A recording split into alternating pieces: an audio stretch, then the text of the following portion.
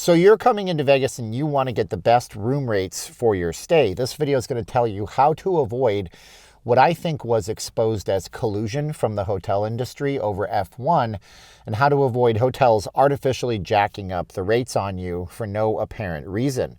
In this video, we're going to talk about what I think happened with F1, which was exposure of the entire strip and hotel industry to be fixing hotel prices, and tell you how, if you do get overcharged, you might be able to do something with that reservation and how to avoid this mess altogether. My name is Steven. I'm not leaving Las Vegas. This is a Vegas channel. I keep it very, very, very real to the point where I don't imagine I'll ever be working with hotels, although I do love the hotel industry and the casino industry because we can't open hotels. Like, we don't have the capacity to do all this, so they do play an important part in giving you a good time here in town. So let's talk about F1 post-mortem in a different video. Subscribe for that. All you need to know right now is that you still can't see the Bellagio fountain. Here's some footage from last night on the Strip. Last night being almost December 1st, November 30th, 12 days after the event, and they still haven't torn everything down. That'll be a different video. Subscribe for that. But right now we're going to talk about what I think was exposed as hotel price fixing. Now, I'm not going to name any particular hotels in this video because I don't want to be sued. But when I say that hotels that should never charge $900 a room night unless it's New Year's Eve and there's actual demand for it, we're charging $900 a room night when they had no idea what the demand would be, and then dropping their price 10 days before the event to about $150, $160 a room night, you'll see that, yeah, there was something funny going on here. So let's explain that. F1 announced that they would be having the race in Vegas about a year before the race in the Vegas ever happened. We kind of knew it might be happening, but the minute it became official, some hotels, all the hotels, but some hotels that had really no business charging that much decided to ratchet up their room rates to over $900 per night. And flash forward almost a year to the date, 10 days before the event, those rooms were selling for $167. And what this tells me is that, suffice it to what I thought and what many of you might actually believe, these hotels are not booking off of some kind of AI algorithm. They're not using an actual system that works off of demand. They're just basically trying their best to make as much money as possible because they don't disclose publicly what their room inventory is. Now, if the room inventory, the day that F1 announced that they were going to have the race, shot up to 5%, 95% booked, those prices might make sense. But you're not telling me that they booked out all those rooms immediately at these hotels, causing the prices to go way up. And then suddenly 10 days before the event, they had a bunch of cancellations and the prices went way down. So that shows me, and you tell me in the comments below if you think that I'm correct, that there was some kind of funny monkey business going on. They were just basically trying to set the room rates as high as possible to make as much money on room revenue for that as they could. And then before the event, they realized, wait, there's nobody booking, so we better lower the prices. And that's supply side, supply and demand, which is totally fine. And speaking of supply and demand, I don't know if you've noticed right now, but the economy is really, really weird. A lot of people are getting crushed by inflation. So if that's the case, I want you guys to go ahead and check out something that I am a part of with my wife called Starfish Perks.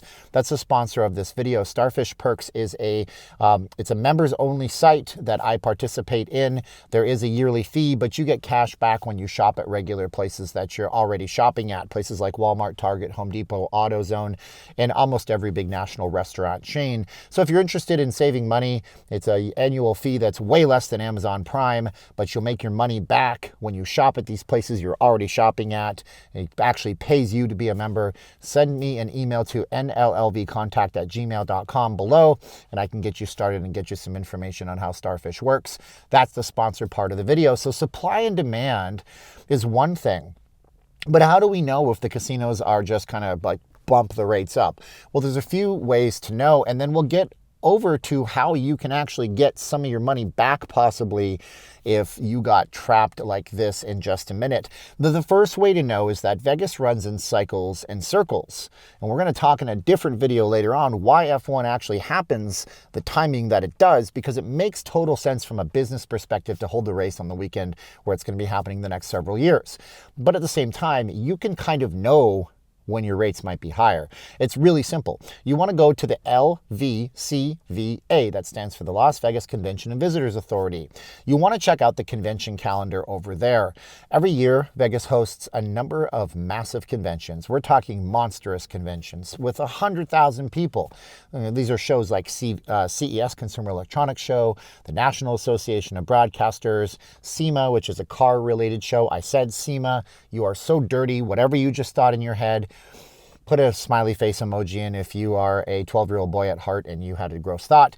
But yeah, these are big shows. And then also big events like New Year's Eve, 4th of July, any big national holiday, with the exception of Easter. It seems to be not very busy, but Thanksgiving is.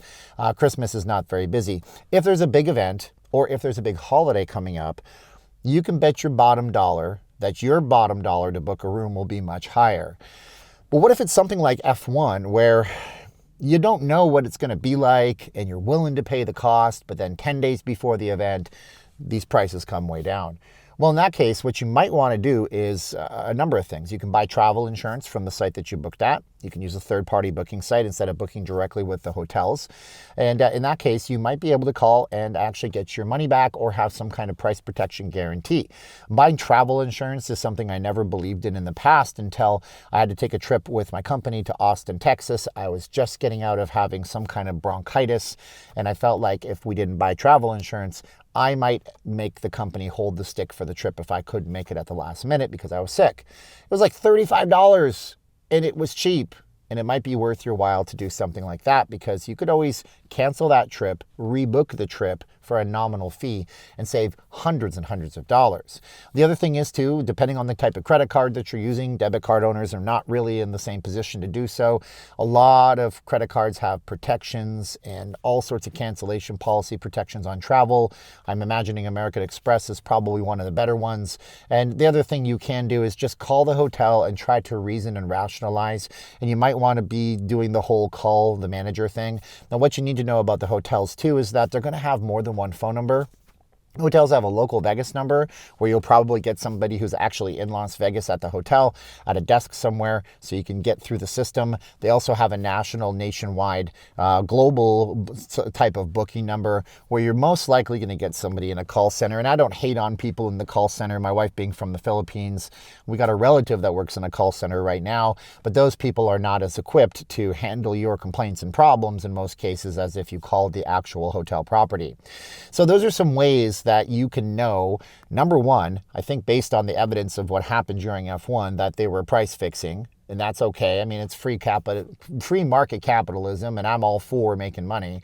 But number two, there are some times of the year where you will pay way, way more. So you should look at that convention calendar and see when there's an event happening with 100,000 legitimate people that are coming in to know your prices will go up and know that they're going to go up on the big holidays. And number three, travel insurance, booking on a better credit card if you have access to that, or just if you can't fix that, call the company directly. Look up their 702 base number because 702 is the area code, and you're most likely to get a person here in town who can actually help you through these problems. If you guys like this video and you're just browsing through, you should subscribe to this channel because we are back doing videos, and we are in the car because I don't have a studio set up right now, but I thought it would be great to get this video out there. We're going to pick apart the F1. You guys have a great day out there. I love you guys. You're the best part of my day. You're the only reason that YouTubers have a channel is when you actually watch, subscribe, like, and comment, and share this with somebody who might be taking a trip.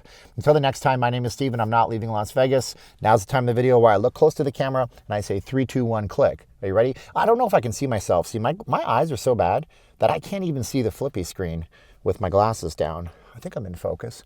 All right, 3, 2, 1, and click.